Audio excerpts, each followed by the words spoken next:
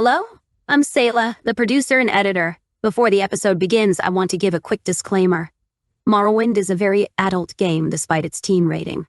It includes subjects such as slavery, racism, sexual violence, and more. The lore of the Elder Scrolls franchise before Oblivion was no stranger to dark, mature themes. However, the franchise has been stripped down over the years, not just in gameplay and mechanics, but in tone and maturity. To discuss the game, you must also discuss these themes. If you find frank discussion on these topics and their influences on the game distasteful, this may be an episode you wish to skip. If so, we hope to see you next week. Thank you for your time. Enjoy the show. Hello and welcome to DNA of the Soul, a podcast meant to explore the cultural impacts video games have both in and out of their subculture. This week on DNA of the Heart, we're going to discuss the most honest depiction of an alien culture put to video games. Today, we are discussing a candidate for my favorite game, The Elder Scrolls III: Morrowind. I'm your host, Dagoth James, joined this week by my co-hosts, Joe. Sweet. Kai. What's a milk drinker like you doing in these parts? And Matt. You fetcher. Morrowind is not an action RPG. Morrowind is an RPG. It can be an action RPG if you build your character that way and play intelligently. The entire game, and everything you do in the game, is balanced around your character's speed. It is designed to be a very slow game. It is not a world with fast travel, and it is not a world with map markers. It is a very inconvenient place that is trying to absorb you into itself, take you to its world, where you take deliberate actions and make plans on where you want to go and what you want to do. It is a beautiful, wonderful game. It is in my top 5 games, in fact. The gaming website, oneup.com, once posted a retrospective of Morrowind's release, describing its success as potentially detracting from single-player RPGs as a whole. Its sheer open-endedness led players to wanting that same experience again, and the only place they could find that kind of experience was in MMORPGs, where they could not riz the shopkeepers for literally all of their money. So, if you ask me, it's a strict downgrade. It is crazy how big this game is. I don't think you realize how many things there are to do in it until you play this game. As we will see later, the team that designed Morrowind is incredibly proud of it, and they are huge fans of every single inch of that space. So, how does one create a Morrowind? Well, if you're Todd Howard, you start out by joining the chess club. Howard attended Emmaus High School in Emmaus, Pennsylvania, where he graduated in 1989. That is where our story begins. Now, the founder of Bethesda Softworks, Christopher Weaver, was a technology forecaster.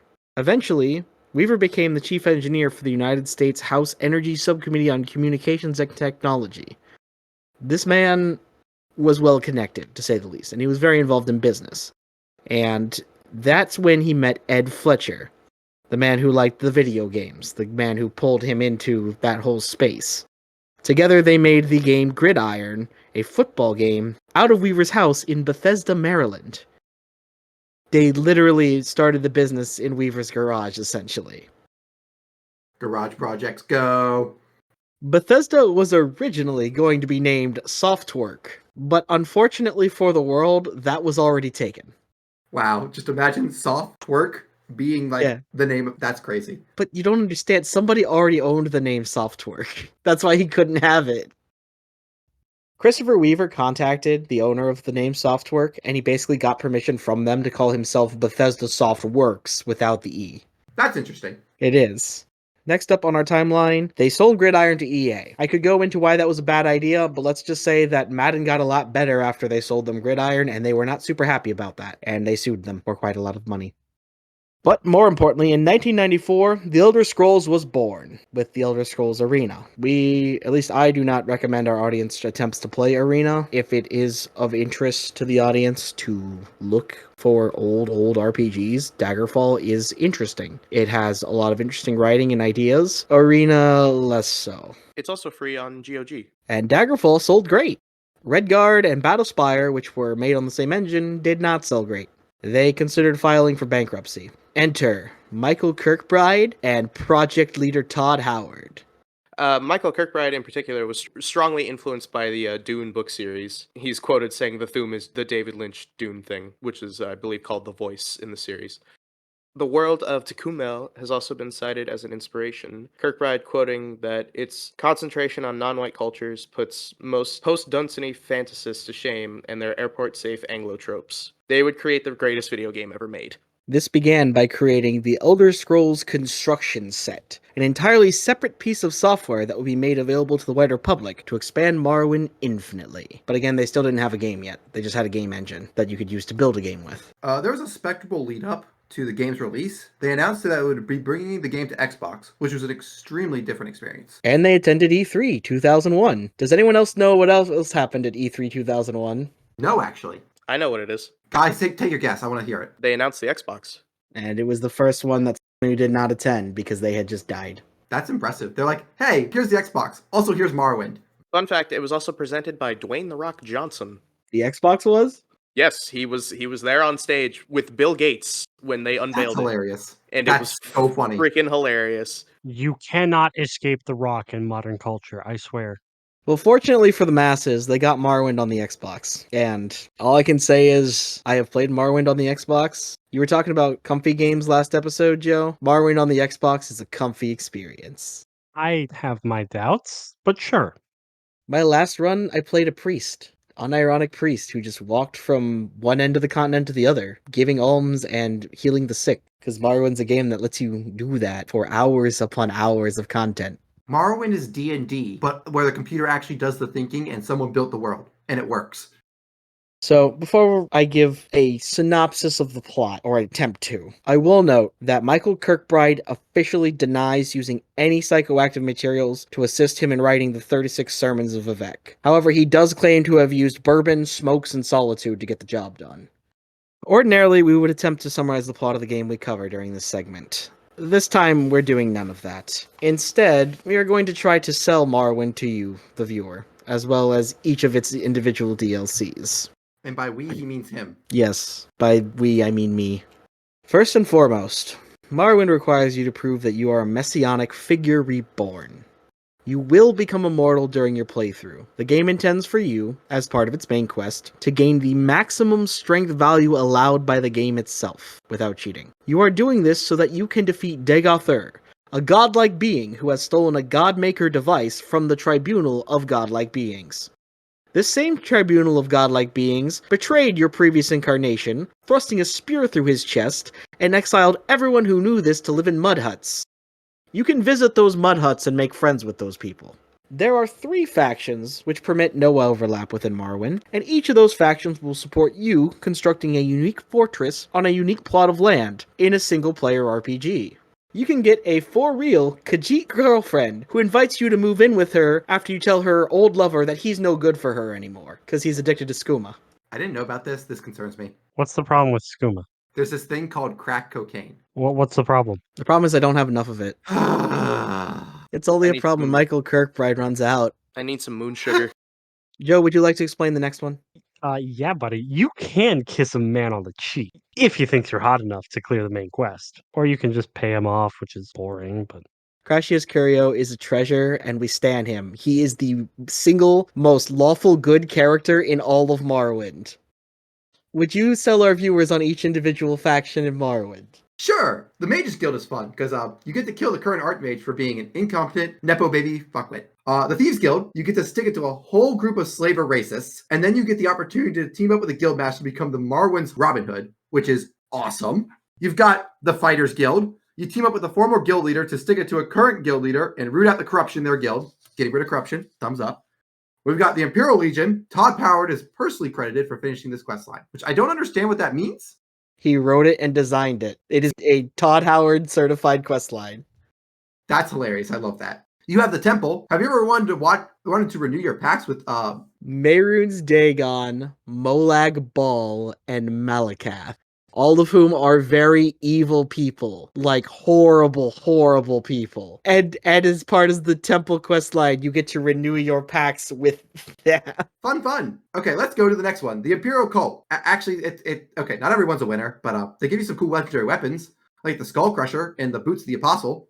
What are the Boots of the Apostle? The Boots of the Apostle allow you to use 30 points of levitation for 60 seconds every time you activate them. Basically, they are activatable levitation at good speed. And so, like, unlike the first time I was playing the game, players understand. Levitation does not mean, like, you walk off a thing and you keep going. It's actual flight, just to clarify, because I didn't realize that the first time I played the game. Mushroom towers to climb, Batman.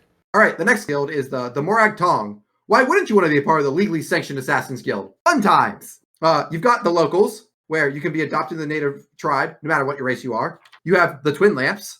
You'll be invited to join anti-slavery movement if you do this, and you do your best to abolish the barbaric practice, which, again, getting rid of slavery, heck yeah. And then you have the vampire clans, and they all live underground because, they don't like the sun. So they're just like little moles. It's great. You can join a vampire clan way before Skyrim's. And, we are going to try to... I'm not going to bring up a lot of it was better in my day, but I will point out that the Volkahar Castle, that's like one clan. It's okay. Morrowind has 3, all right? Additionally, to complete the main quest, you must convince every major leader of the native Morrowind factions that you are an incarnation of the Messiah. So, good luck with that. So, why should you play Tribunal? Well, first of all, we assume that you've gotten pretty far into the main game. If you installed the Tribunal DLC, you will be attacked by an assassin the first time you sleep, no matter where you sleep, repeatedly. And he is an endgame level assassin. Oh, that's why that happened when we tried the game. See, I didn't realize that was the DLC thing. That's funny. Because they expect you to have loaded in the DLC on a completed save. Yeah, that guy killed me a lot. Yeah, with like a level 20 or 30 character. So, that gives you an idea that Tribunal was made for the endgame characters of a game where you are expected to become God by the end. And they really go for it, don't they, Joe? Oh yeah, those assassins that come after you, they killed... Well, they didn't kill me because I jumped around and eventually had to use console commands. But I did get away from them eventually. As for why you are playing the Tribunal DLC, earlier we mentioned that you need to go after a group of godlike beings who stabbed you in the back in your last incarnation. One of those was your previous incarnation's wife, and she helped commit the foul murder so she could become a god. I'm sure that conversation you're going to have with her goes well. You're also going to meet Solthasil, your top advisor, who also helped stab you in the back violently. Listen, alright, Dagoth is the bad guy, for sure, definitely. Now, why should you get Blood Moon? Well, as we'll discuss later, magic in Morrowind's a little crazy, and Blood Moon gives you an item that about doubles its effectiveness, and for my co-hosts who have experienced that magic system, they should understand what that means. Honestly, I know we haven't talked about much, but if you haven't played this game and you want to, the magic system alone is worth it. It's so much fun to play with. I just wish the multiplayer mod that we play with did not limit your stats to 400. I so want to double my boots of blinding speed and just zoom through the continent. So, Blood Moon is designed to be a difficult experience for RPG enjoyers. It was designed with that in mind. It is a harsh landscape. There's not a whole lot to do if you don't know exactly where you're going. However, if you do know where you're going, you can become the direct disciple of a Daedric prince and just do a quest line for him. So that's pretty cool. So, I have talked an excessive amount on why you should play this game. For this next round robin, I'm going to turn to my co-hosts, and I will give them each a chance to speak on one of the game's mechanics. Would anybody like to discuss egg farms? Oh, you know that I'm going to. So the egg farms, they generally have a quest with them sometimes, but other than that, they're just like an egg farm where you have the quama insects, things that just kind of make the most important food for the entire nation. Eggs are friends, not food, though. Those who steal eggs are murdered on the spot because if the queen of a quama egg mine dies, the local villages will experience a famine because that's how precious food is.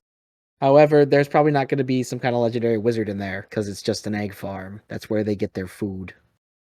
Morrowind's day-night cycle plays continuously during the game. This was considered a very big deal back in 2002, and it's also very important for the Blood Moon DLC, because, spoiler, you can turn into a werewolf.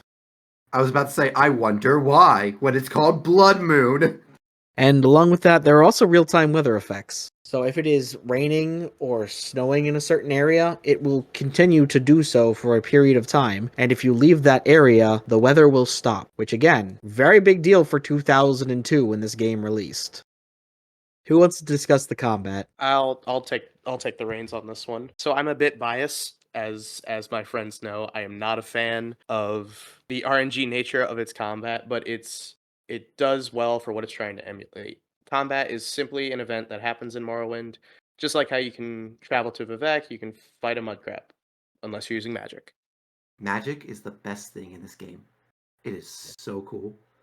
The best part about it is that you have your basic spells. You have like a fireball and like a little lightning zap, and then you have like your spell that lets you fly for a little bit. But then you're going along and you talk to this person like, "Hey, you want to make a custom spell and put 5 things together?" And you're just like, "Yes, please. How much mana does it cost me?" "Oh, about 10,000." And then you have to figure out the little knobs to put it all together, and then you can make spells that you can make literally any spell you want with the base combinations of the game.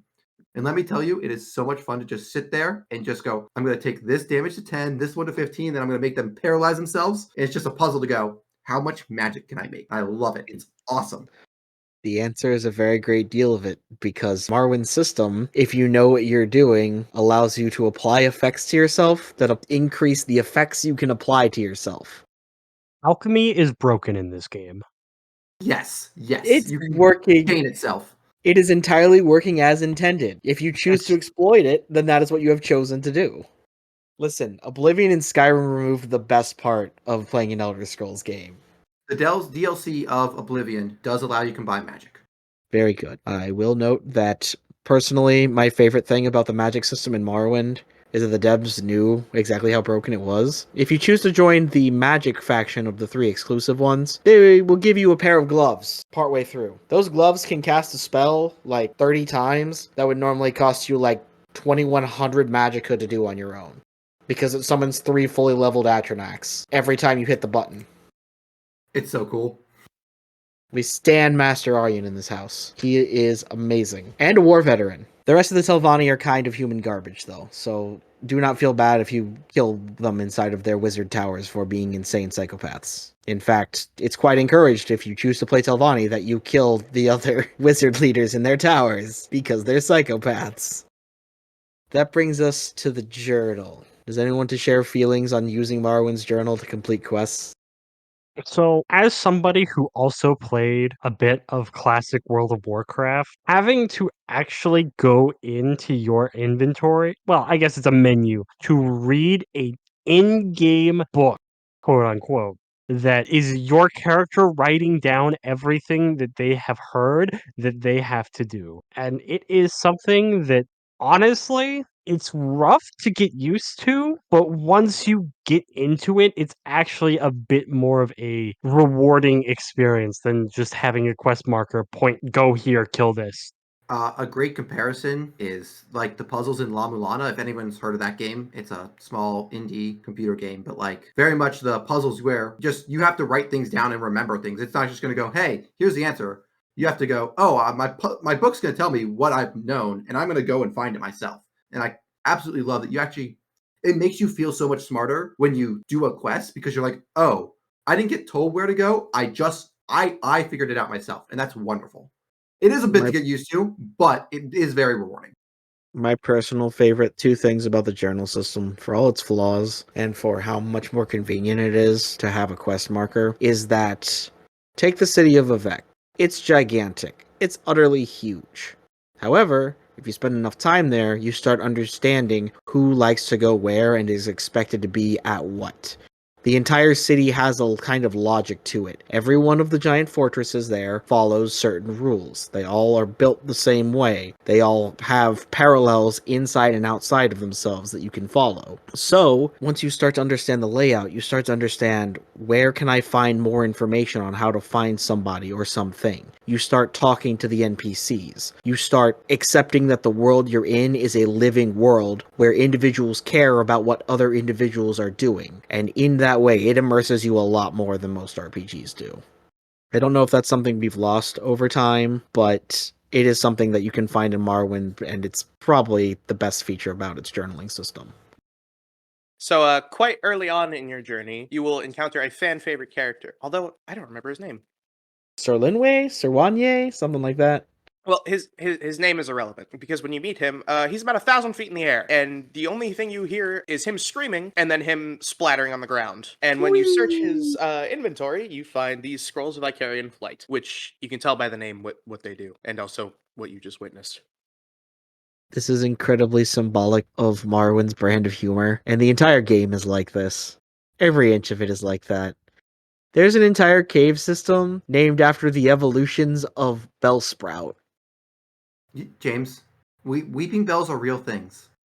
Okay, but they also just have Bellsprouts. They knew what they were doing. It's in the first dungeon. They knew. You can't tell me they didn't do that on purpose. Pokemon had released 6 years ago. They had plenty of time to think about it. So, That implies they thought when they made this game like that. oh yeah, they did. Holy cow, did they? They thought about all the drugs they were taking. I mean, they didn't take drugs, right? If you raise your mercantile and personality stats enough in this game, and this is just an example of how in-depth it is, if you raise the stats that care about buying and selling things enough, you can simulate swindling somebody by selling them the same item multiple times and taking more and more money from them than it costs for you to buy the item back from them. Also, one of the best merchants in the game is a crab. Yeah, he is. He's one of the best merchants in the game, statistically. Wait, what was the other one we used to visit all the time? He was like a goblin. Creeper! We love Creeper. I don't want to work. I just want to bang on my drum all day. Real. But yeah, in this way, like if you wanted to do a scroll only build, that's pretty viable once you have a high enough mercantile stat, because you can just buy however many scrolls you need from the various cities. Because once you have the game's mechanics on lock, you can just do stuff like that. Just constantly visiting the same merchants, looting their scrolls from them by swindling them, and then using them to clear dungeons and stuff. It's great.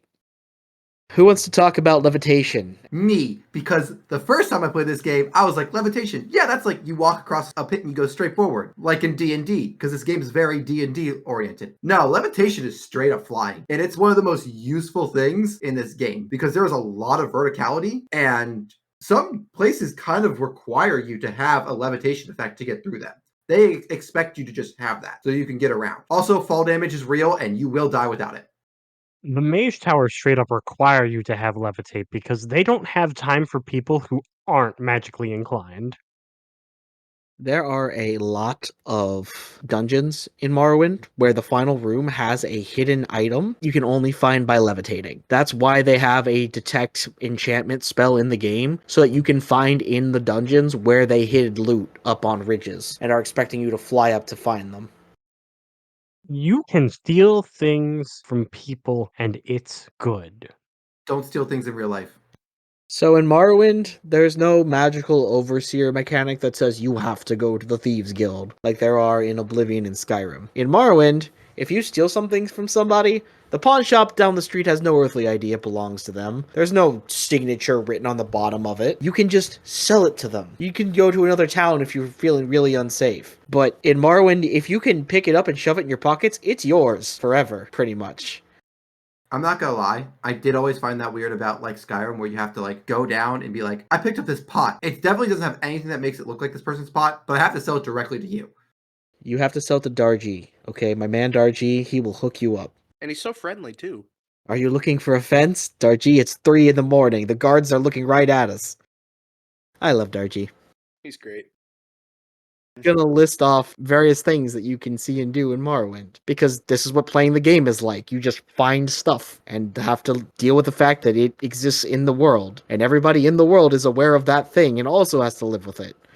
The Suran House of Earthly Pleasures. It's exactly what you think it is. This game is rated T. The Daedra bound to a rock, who you can taunt for fun. Don't taunt him too many times. Again, this game is rated T. The Office of Censure and Erasure. That's a fun one. The whole game taking place on a nature preserve. A holy site nature preserve. Wait, actually, I didn't know that. Yeah, that's why the Ashlanders are allowed to live there, and the individual great houses aren't allowed to just expand over the entire continent. The land that they possess is their personal, given to them by Vivek of the Tribunal, land that they have been allowed to use. Oh, neat. Didn't know that. Carry on. The Ruddy Man. He lives underwater. You gotta go visit him. The Hlalu Vaults. If you're a thief-type character, that's in the city of Vivek. Have fun. Mayak the Liar. I'm sure at least some of our audience has heard of him. If you've played the last 3 Elder Scrolls games, you have seen him. Mayak this is where he comes from, and he gets his funny hat from Morrowind. 'Tis a very funny hat. You can ask him why the NPCs aren't nude, and he'll tell you, well, duh, because they're not supposed to be. What are you talking about? Why would they be? The Mud Crab Merchant. I mean, who else would you expect to have the most gold in the game? He's the best. I love him. He's great. He goes. Make sure to leave a giant offering of legendary weapons and armor at his feet so that he will continue to love and support you. And now, for a bit of trivia, before we begin our trivia in earnest. There is the strongest weapon in the game. It's called the Elton Brand. It's named for NBA player Elton Brand. You must have Shashev's Key, which is required for a vampire quest, the weapon Gold Brand, which is the second strongest weapon in the game, and exactly 11,171 gold in your inventory. You also need to be a vampire, and then you need to talk to a man named Sir Linway. A script will run, which will show you the message, go to Hell, Carolina, and it will swap out your Gold Brand with Elton Brand. I never knew about this. This is the best thing ever. Earlier, somebody mentioned the devs weren't paying that much attention. You're wrong. The devs paid way too much attention. How long did it take for them to figure it out? That's my question. I believe they explained it in the strategy guide they wrote themselves. How else would you figure that out? It would be almost impossible. You would have you have the construction kit, I guess. That might help. Still. And then finally, there is a crazy woman who will ask you to put on a skirt for her. And Don't do that. What if I'm already wearing a skirt? Then you can, I don't know, give it to the nearest person and see what she does to them. this game is rated T for teen. Also T for trivia. We will try to run through this quickly. I'm sure our audience has gotten quite bored of me talking about Morrowind for the last hour plus, and my co-hosts are getting equally tired. Move on to some more quick-fire trivia. For example, Nexus Mods, like the modding site, was originally known as Morrowind Chronicles. Next, we have Saint Jib, the first NPC you meet in Morrowind on a boat who is worried about you because you are sweating desperately because God has just come into your dreams and been like, hey, so, you're a reincarnation and you need to make those guys who stabbed you in the back last time pay. They need to pay dearly. Good luck. Yeah, that dude, he survives the entirety of Morrowind, kills every single cliff racer in existence, earns his sainthood by doing so, and then in the very first town you're supposed to go to in Oblivion, he was being celebrated there when demons attacked, and he dies fighting them. And then in Skyrim, you can meet him in the Dawnguard DLC, and you can do a questline for him as a ghost. Does he show? He shows up in the Soul Karen, right? Oh, I know who you're talking about now. I didn't realize that was a reference to that. That's hilarious. So, if anybody here has seen Friends, Rachel Green's actress worked at Bethesda Softworks in the 80s. I was just asking what their position was. Oh, they were a publishing assistant or something. Got messages to people, I assume. I don't actually know. The research that I did just said worked there, pretty much. Didn't go into a whole lot of detail. That said, have any of you actually seen Friends? No. Very brief clips. Okay, so at least that means something to somebody. The Bethesda Wikipedia article refuses to list Morrowind in its history section. It just ignores it entirely. It mentions a lawsuit from the founder of the company being pushed out of ZeniMax and him suing them for doing so around that time. But it never mentions Morrowind itself or how it pulled them out of the huge financial crisis they'd gotten into because of Battlespire and Redguard. It also doesn't mention Oblivion either, but, just feels weird to me for how important the game was to the company. Right, I was going to say those two games weren't important at all. But it takes a whole lot to explain how they bought Fallout. Moving on to some more early development facts, the game was originally planned to take place in the Somerset Isles, which is the land of the Altmer, or the High Elves, which nobody likes the High Elves, so I'm glad they changed it. Yeah, but it would have been cool to kill them. That's a fair point. I will remind my fellow podcast members and the audience that the Altmer of the Somerset Isles were responsible for the most number of races enslaved in all of Tamrielic history. Oh, wait. We definitely condone. Wait, we can't. I can't legally say that. Never mind. I'm not. There is a character in Oblivion who attempts to create, I don't know if I can say this, but he attempts to create the Fourth Reich of Elder Scrolls by finding an old Altmeri crown and wearing it. Speaking of killing people, the blight, which is a disease in the game, was originally supposed to be able to spread around towns if it got into them, wiping out all of the NPC population, which would have... Moving on. The game was brought to Europe by Ubisoft. Apparently, this is described as quite a task by Thomas Peterson, which, you know what? That's fair. Game is over 1 million words of perfectly grammatically correct dialogue, which does not match the perfectly grammatically correct exclamations by the various characters. It's rather impressive, honestly. So, the strategy guide for Morrowind was developed entirely in-house. They saw a 70% return on investment writing it themselves. That was not normal at the time. In fact, it was very much considered kind of a betrayal of Prima and Pojo, the two guide writing juggernauts. And when they were asked why they did it that way, they said because there is no possible way anyone could understand this game as well as we do. A truer statement has never been said. The cartoon Wonder Woman from 1974 actually plays the female Nords in this game. That's pretty cool. By Hera's light, you milk drinker. Another link to superheroes is that Michael Kirkbride was a level designer for Iron Man on the Nintendo Wii. And he did such a good job that he was promoted to the lead level designer for Iron Man 2. Step 1, write the 36 Sermons of Vivek. Step 2, contact Ozzy Osbourne about a thing. The last thing that we're going to talk about is that Molag Bal, the name translates to Firestone. So he's going to evolve your Eevee into a Flareon. Ooh, yes, Molag Bal. Okay, actually, I don't want him anywhere near my tires, actually. That is a bad idea. Boom! He will mistake what that rubber is. And then finally, the music. Jeremy Soule wrote the music for Morrowind, and I don't know if any of my co-hosts have played any of the RPGs that were released around that time. I have. I've played Arcanum, and one of the most distinct things about Arcanum as a video game is that you get really tired of hearing very loud clanging bells whenever you start combat, and the soundtrack really starts to wear on you after about 30 hours of play. Morrowind doesn't do that, really, and that was entirely intentional. Jeremy wanted the player to feel minimalist tones coming from Morrowind's music at all times, and I think that helps it last a lot longer than most of its peers did. It was a very good choice. I love Morrowind's soundtrack. Such a good ambiance thing. I think that Matt Mercer used to use it in his home games as well. And just all the Elder Scrolls games, period, the soundtracks from those games. He would just use them in his home things for Critical Role, if you know what that is. Very cool. Thank you for bringing that up. I did not know that.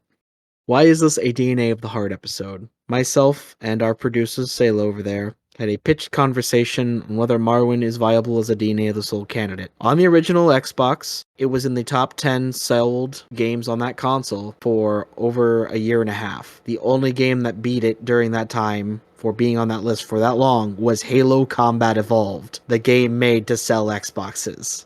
It was the country's 62nd best-selling computer game between January 2000 and August 2006, which, when I first found that fact, I thought, that's not that impressive. But considering it wasn't around for 2 of those years, and it's counting a 6-year span, it's honestly pretty good.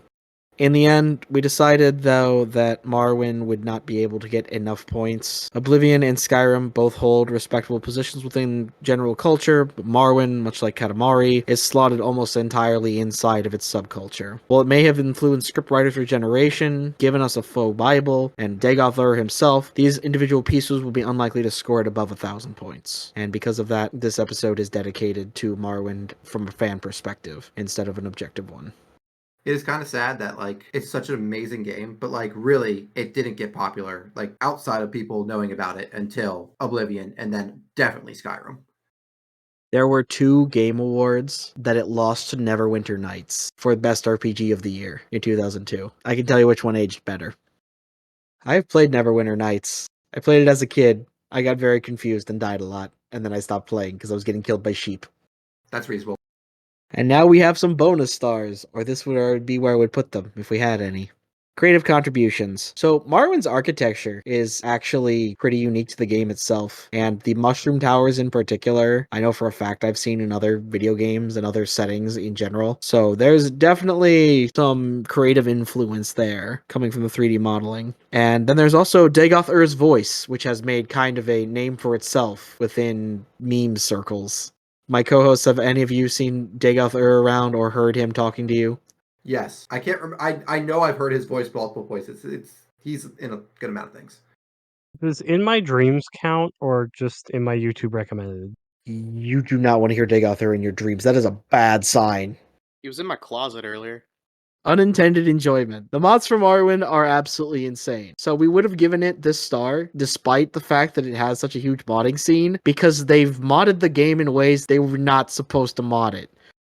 I cannot play Elden Ring anymore because every time I click on Elden Ring, it loads up our multiplayer Morrowind mod, which is hilarious. But also, it's much more fun because it's just so much fun to play this game with other people. It's like playing a D&D campaign, which is very fun. I have to say, my favorite thing about the multiplayer server we've got was sitting around while James was AFK and training my unarmed on his immobile body. My favorite thing about it was how I built the strength character and maxed my stats out, and I could kill you in 2 hits, the first of which would knock you on your ass. Yeah, and then I played for a bit and leveled up to the point where you can't do that anymore. I love that my acrobatics and agility got so fast, none of you could hit me at all.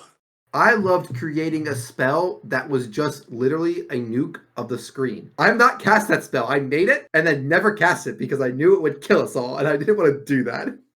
We will end today's episode with a small acknowledgement from myself. The very first YouTube personality that I ever followed in my life was a creator by the name of Variax. And Variax created a Morrowind weekly Let's Play, where he would let his audience tell him what he was going to do in Morrowind every week. That Let's Play series ran for so many hundreds of episodes that Variax finally had to put an end to it himself because he said, I started this with the intention that I would stop it when I got bored. I don't think I will ever get bored. So he had to put an end to it himself. It is very hard to get bored of doing something in Morrowind. There's always something to do. Your journal always has something weird or wacky you could look into. There's so many quest lines and people to meet and places to explore and weird stuff to find and mess with. We're going to end tonight with a quote by IGN. Morrowind isn't perfect, and its system requirements are huge, but its accomplishments outweigh any reservations. Thank you all for joining us today. Next time, we will be reviewing Persona 5. Oh boy. Wake up, get out there. That's it, we're done.